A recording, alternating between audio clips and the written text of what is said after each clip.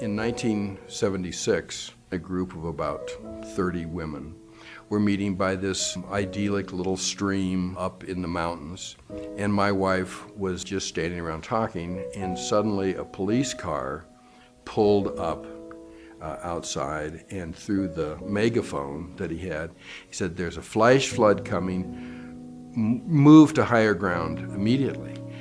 And so these women started scrambling to get in their cars, and policemen turned left, went across this bridge. 2 cars followed him, went across this bridge. And as the car that Sarah was in got to that point, she and the driver both had this sense that they saw a man standing there with a lantern saying, "Turn right," as opposed to following the policeman and turning left. And they kind of looked at each other and said, "Well, turn right." And so they turned right, and they went up a hill, and then all of a sudden ran right into a barbed wire fence.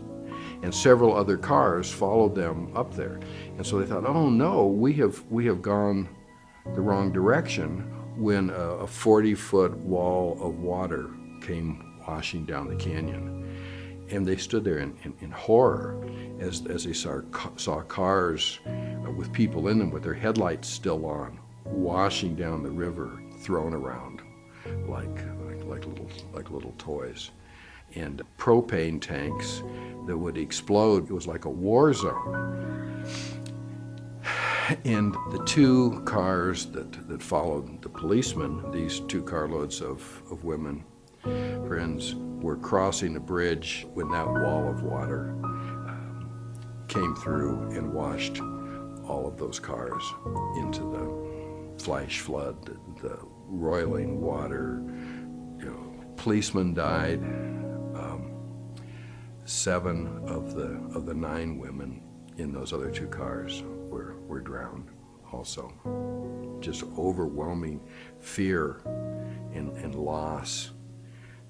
It was very difficult even to speak because it was just so overwhelming.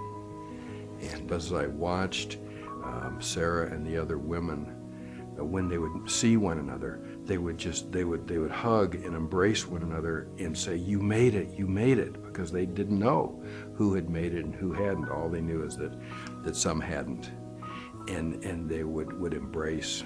And of course, Sarah was having nightmares and terrible experience of having gone through this thing, because Sarah was angry at God. How can you allow these young women in the prime of their life and ministry to lose their lives?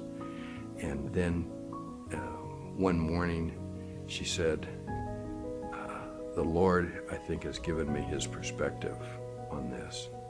He said that these 7 women who we knew then had perished in the flood, that one by one, as they entered into heaven, into the presence of God, that she said, "I can see them embracing one another and saying, 'You made it, you made it.'" This is where all of us are going to spend all of eternity, and that they really had made it. They were there, and that was so comforting to her.